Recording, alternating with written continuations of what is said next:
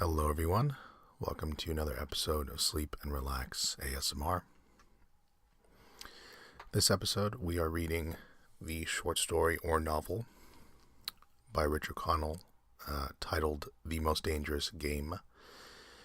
It was originally published in 1924. I found it from a website I think called feedbooks.com. I think it's what it's called.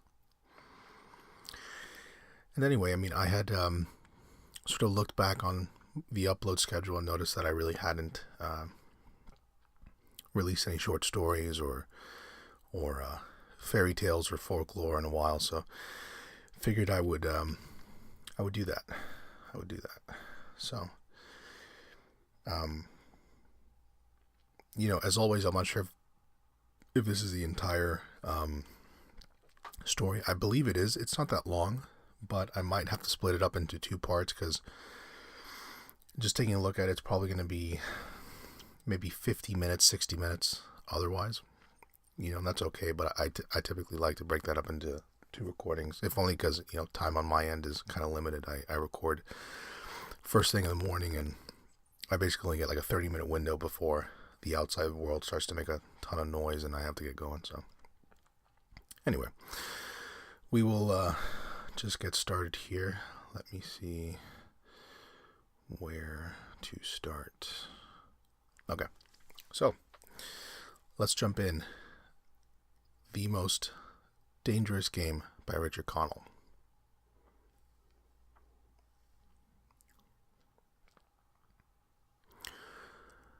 Off there to the right, somewhere, is a large island, said Whitney. It's rather a mystery. What island is it? Rainsford asked. The old chart calls it Ship Trap Island. Whitney replied. A suggestive name, isn't it? Sailors have a curious dread of the place. I don't know why. Some superstition. Can't see it, remarked Rainsford, trying to peer through the dank tropical night that was palpable as it pressed its thick, warm blackness in upon the yacht. You've good eyes, said Whitney, with a laugh. And I've seen you pick off a moose moving in the brown fall bush at 400 yards, but even you can't see 4 miles or so through a moonless Caribbean night. Nor 4 yards, admitted Rainsford. It's like moist black velvet. It will be light enough in Rio, promised Whitney. We should make it in a few days. I hope the Jaguar guns have come from Purdy's. We should have some good hunting up in the Amazon. Great sport, hunting.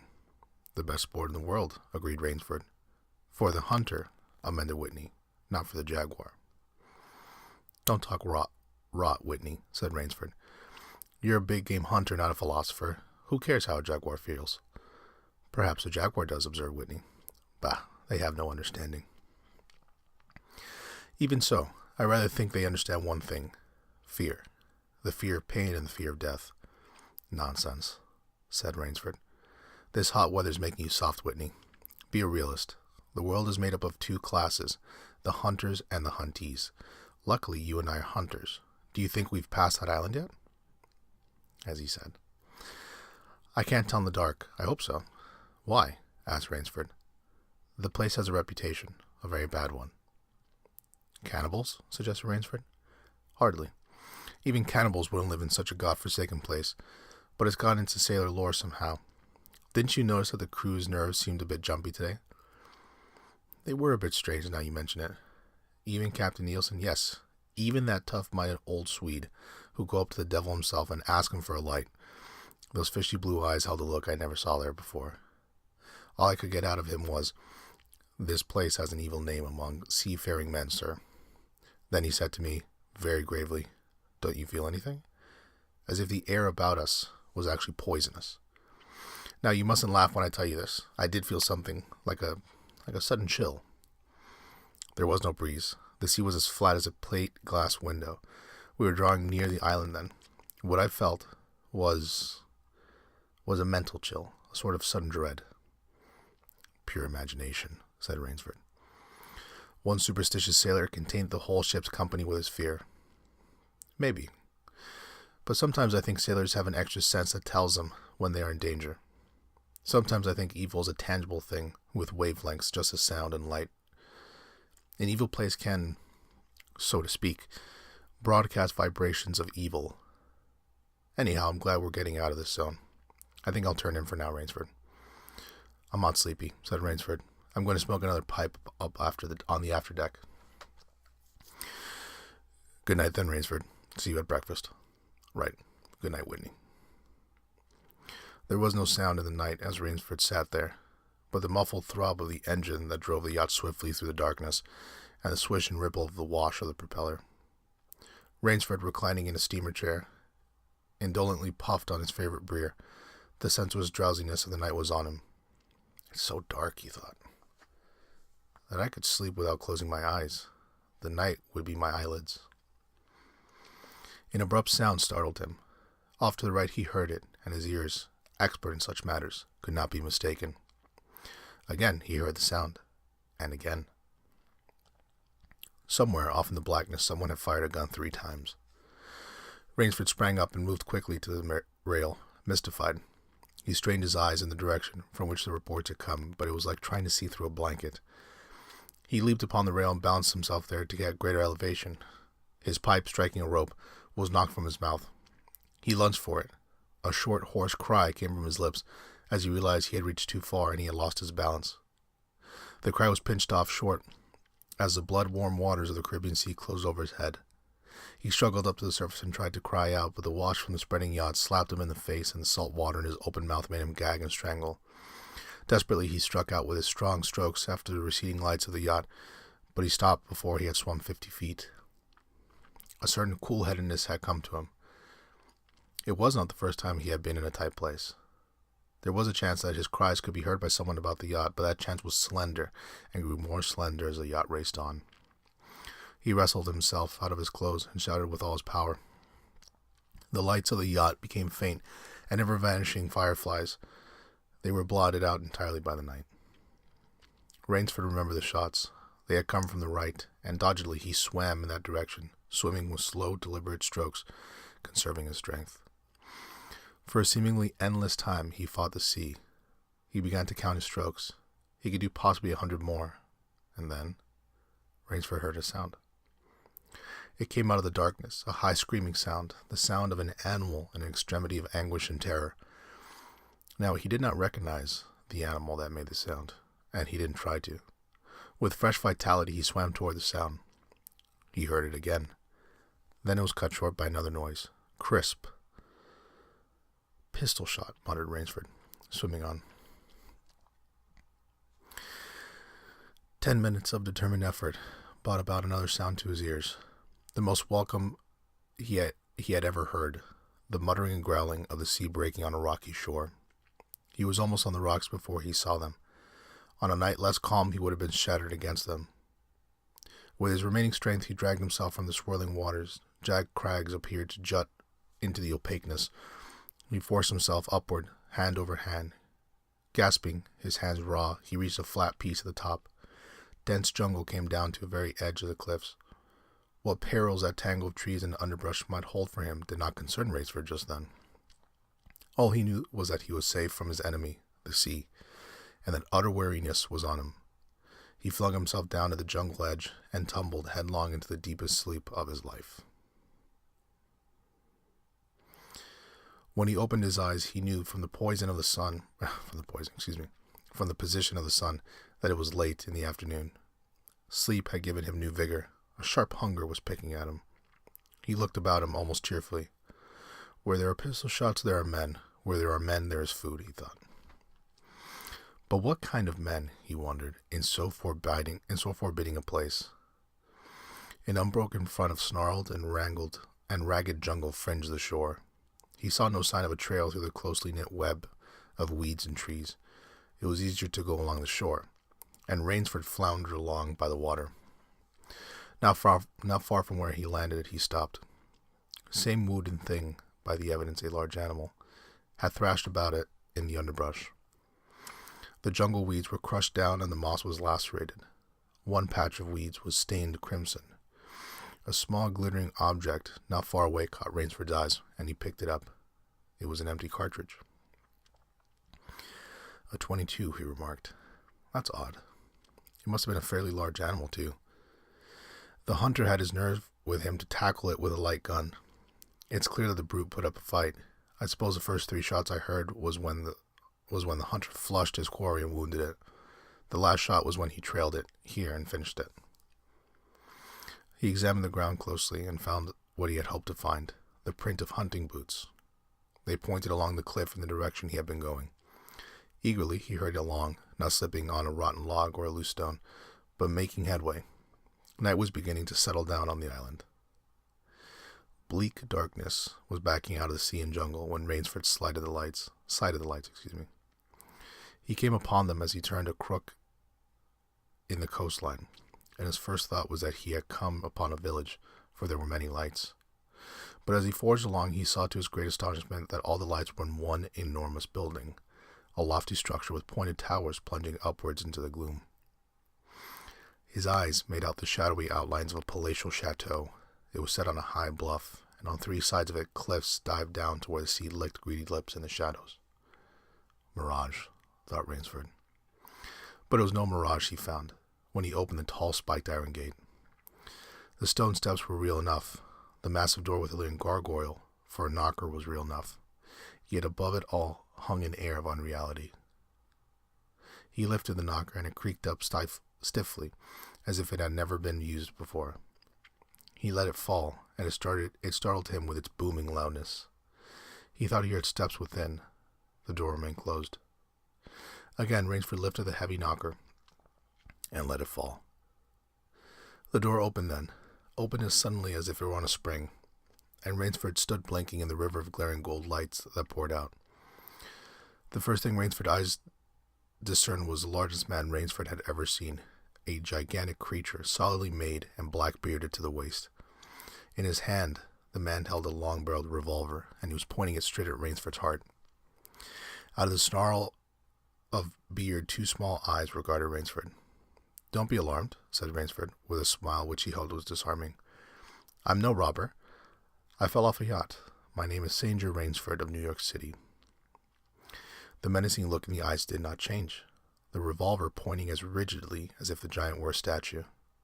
He gave no sign that he understood Rainsford's words, or that he had even heard Rainsford's words. He was dressed in a uniform, a black, trimmed uniform with a gray astracum. I'm not sure how to say that word. "I'm Sanger Rainsford of New York," Rainsford began again. "I fell off a yacht. I am very hungry." The man's only answer was to raise with his thumb to the hammer of his revolver. Then Rainsford saw the man's free hand go to his forehead, a military salute, and he saw him click his heels together and stand at attention. Another man was coming down the broad marble steps, an erect, slender man in evening clothes. He advanced to Rainsford and held out his hand. In a cultivated voice, marked by a slight accent that gave it added precision and deliberateness, he said, "It is a very good pleasure and honor to welcome Mr. Sanger Rainsford, the celebrated hunter, to my home." Automatically, Rainsford shook the man's hand. "I've read your book about hunting snow leopards in Tibet, you see," explained the man. "I am General Zaroff." Rainsford's first impression was that the man was singularly handsome. His second was that there was an original, almost bizarre quality about the general's face. He was a tall man, past middle age, for his hair was a vivid white, but his thick eyebrows and pointed military mustache were as black as the night from which Rainsford had come. His eyes, too, were black and very bright. He had high cheekbones, a sharp-cut nose, a spare, dark face, the face of a man used to giving orders, the face of an aristocrat. Turning to the giant in uniform, the general made a sign. The giant put away his pistol, saluted, and withdrew. "Ivan is an incredibly strong fellow," remarked the general, "but he has a misfortune to be deaf and dumb. A simple fellow, but, I'm afraid like all his race, a bit of a savage." "Is he Russian?" "He is a Cossack," said the general, and his smile showed red lips and pointed teeth. "So am I." "Come," he said, "we shouldn't be chatting here. We can talk later. Now you want clothes, food, rest, you shall have them. This is a most restful spot." Ivan had reappeared, and the general spoke to him with lips that moved but gave forth no sound. "Follow Ivan, if you please, Mr. Rainsford," said the general. "I was about to have my dinner when you came. I'll wait for you. You'll find my clothes will fit you, I think. It was to a huge beam-ceiling bedroom with a canopy bed big enough for 6 men that Rainsford followed the silent giant. Ivan laid out an evening suit, and Rainsford, as he put it on, noticed that it came from a London tailor who ordinarily cut and sewed for none below the rank of duke. The dining room, to which Ivan conducted him, was in many ways remarkable. There was a medieval magnificence about it. It suggested a baronial hall of feudal times, with its oaken panels, its high ceilings, its vast refectory tables, where 20 men could sit down to eat. About the hall were mounted heads of many animals: lions, tigers, elephants, moose, bears, larger and more perfect specimens Rainsford had ever seen. At the great table the general was sitting, alone. "You'll have a cocktail, Mr. Rainsford," he suggested. The cocktail was surpassingly good, and, Rainsford noted, the table appointments were of the finest: the linen, the crystal, the silver, the china. They were eating borscht, the rich red soup with whipped cream, so dear to Russian palates. Half apologetically, General Zaroff said, "We do our best to preserve the amenities of civilization here. Please forgive any lapses. We are well off the beaten track, you know. Do you think the champagne has suffered from its long ocean trip?" "Not in the least," declared Rainsford. He was finding the general a most thoughtful and affable host, a true cosmopolite. I don't know how to say that word. But there was one small trait of the general's that made Rainsford uncomfortable. Whenever he looked up from his plate, he found the general studying him, appraising him narrowly. "Perhaps," said General Zaroff, "you were surprised that I recognized your name. You see, I read all books on hunting published in English, French, and Russian. I have but one passion in my life, Mr. Rainsford, and it is the hunt." "You have some wonderful heads here," said Rainsford, as he ate a particularly well-cooked filet mignon. "That Cape buffalo is the largest I ever saw." "Oh, that fellow, yes, he was a monster." "Did he charge you?" "Hurled me against a tree," said the general. "Fractured my skull, but I got the brute."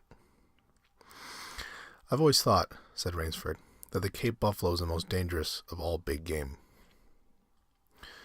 For a moment the general did not reply. He was smiling his curious red-lipped smile. Then he said slowly, "No, you are wrong, sir. The Cape buffalo is not the most dangerous big game." He sipped his wine. "Here in my preserve, on this island," he said in the same slow tone, "I hunt more dangerous game." Rainsford expressed his surprise. "Is there big game on this island?" The general nodded. "The biggest." "Really?" "Oh, it isn't here naturally, of course. I have to stock the island." "What have you imported, General?" Rainsford asked. "Tigers?" The general smiled. "No," he said. "Hunting tigers ceased to interest me some years ago. I exhausted their possibilities, you see. No thrill left in tigers, no real danger. I live for danger, Mr. Rainsford." The general took from his pocket a gold cigarette case and offered his guest a long black cigarette with a silver tip. It was perfumed and gave off a smell like incense. "We will have some capital hunting, you and I," said the general. "I shall be most glad to have your society." "But what game, General?" began Rainsford. "I'll tell you," said the general. "You will be amused, I know. I think I may say in all modesty that I have done a rare thing. I have invented a new sensation. May I pour you another glass of port?" "Thank you, General." The general filled both glasses and said, "God makes some men poets, some he makes kings, some beggars. Me, he made me a hunter. My hand was made for the trigger, my father said. He was a very rich man with 250,000 acres in the Crimea, and he was an ardent sportsman. When I was only 5 years old, he gave me a little gun, specially made in Moscow for me, to shoot sparrows with. When I shot some of his prize turkeys with it, he did not punish me. He complimented me on my marksmanship. I killed my first bear in the Caucasus when I was 10. My whole life has been about one prolonged hunt. I went into the army. It was expected of noblemen's sons, and for a time commanded a division of Cossack cavalry, but my real interest was always the hunt. I've hunted every kind of game in every island. It would be impossible for me to tell you how many animals I've killed. The general puffed at his cigarette. After the debacle in Russia, I left the country, for it was imprudent for an officer of the Tsar to stay there. Many noble Russians lost everything.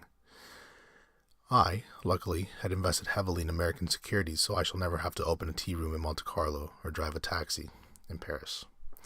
Naturally, I continued to hunt. Grizzlies in your Rockies, crocodiles in the Ganges, rhinoceroses in East Africa. It was in Africa that the Cape buffalo hit me and laid me up for 6 months. As soon as I recovered, I started for the Amazon to hunt jaguars, for I had heard that they were unusually cunning. They weren't. The Cossack sighed. They were no match at all for a hunter with his wits about him and a high-powered rifle. I was bitterly disappointed. I was lying in my tent with a splitting headache one night when a terrible thought pushed its way into my head. Hunting was beginning to bore me. And hunting, remember, had been my life. I have heard that American businessmen often go to pieces when they give up the business that has been their life. Yes, that's so, said Rainsford. The general smiled. I had no wish to go to pieces, he said. I must do something. Now, mine is an analytical mind, Mr. Rainsford. Doubtless that is why I enjoy the problems of the chase. No doubt, General Zaroff. So, continued the general, I asked myself why the hunt no longer fascinated me. You are much younger than I am, Mr. Rainsford, and have not hunted as much, but you perhaps can guess the answer. What was it? Simply this. Hunting had ceased to be what you call a sporting proposition. It had become too easy. I always got my quarry. Always. There is no greater bore than perfection. The general lit a fresh cigarette. No animal had a chance with me anymore. There is no boast. It is a mathematical certainty. The animal had nothing but his legs and his instinct. Instinct is no match for reason. When I thought of this, it was a tragic moment for me, I can tell you. Rainsford leaned across the table, absorbed in what his host was saying. It came to me as an inspiration what I must do. And that was? The general smiled, the quiet smile of one who has faced an obstacle and surmounted it with success. I had to invent a new animal to hunt, he said. A new animal? You're joking. Not at all, said the general. I never joke about hunting. I needed a new animal. I found one. So I bought the island, built this house, and here I do my hunting. The island is perfect for my purposes.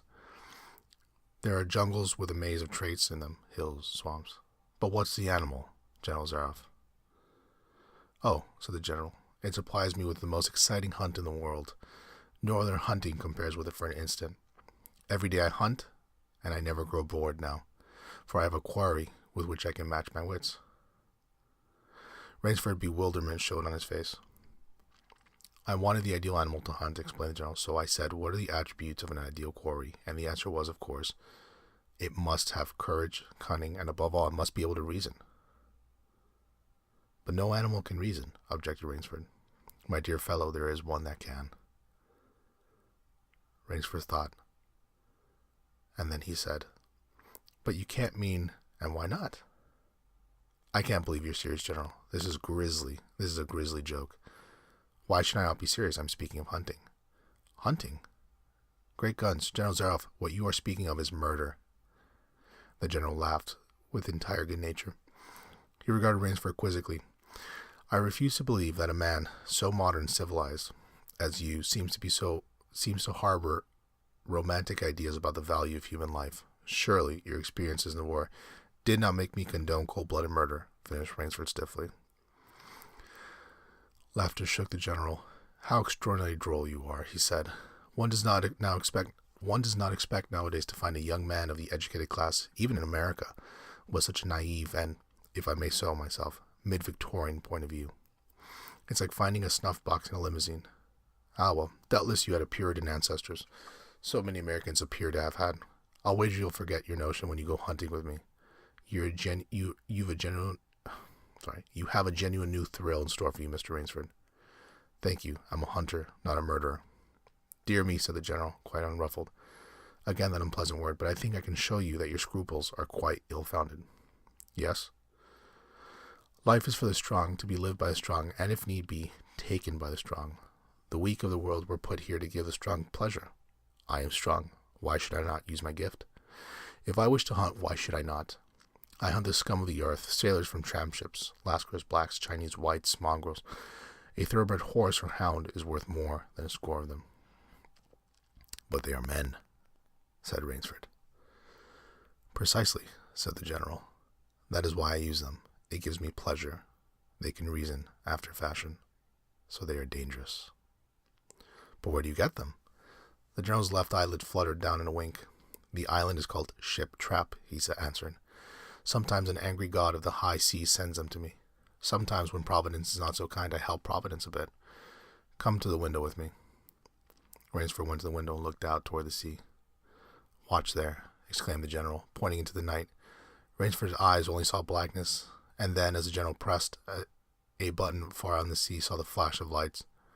The general chuckled. They indicate a channel, he said. Where there's none, giant rocks with razor edges crouched like a sea monster with wide-open jaws. They can crush a ship as easily as I crush this nut. He dropped a walnut on the hardwood floor and brought his heels grinding down on it. Oh, yes, he said casually, as if it were an answer a question. I have electricity. We try to be civilized here. Civilized? And you shoot down men? A trace of anger was in the general's black eyes, but it was there for but a second, and he said, in his most pleasant manner, Dear me, what a righteous young man you are. I assure you I do not do the thing you suggest. That would be barbarian. That would be barbarous. I treat these visitors with every consideration. They get plenty of food and exercise. They get into splendid physical condition. You shall see for yourself tomorrow. What do you mean? We'll visit my training school, smiled the general. It's in the cellar. I have about a dozen pupils down there. They're from the Spanish bark San Lucar that had the bad luck to go on the rocks out there. A very inferior lot, I regret to say. Poor specimens and more accustomed to the deck than to the jungle. He raised his hand, and Ivan, who served as waiter, brought thick Turkish coffee. Rainsford, with an effort, held his tongue in check. It's a game, you see, pursued the general. I suggest to one of them that we go hunting. I give him a supply of food and an excellent hunting rifle. I give him 3 hours' start. I am to follow armed only with a pistol and the smallest caliber in range. If my quarry eludes me for 3 whole days, he wins the game. If I find him, the general smiled, he loses. Suppose he refuses to be hunted? Oh, said the general. I give him his option, of course. He need not play the game if he doesn't wish to. If he does not wish to hunt, I turn him over to Ivan. Ivan once had the honor of serving as the official nauter of the great white Tsar, and he has his own idea of sport. Invariably, Mr. Rainsford, invariably, they choose the hunt.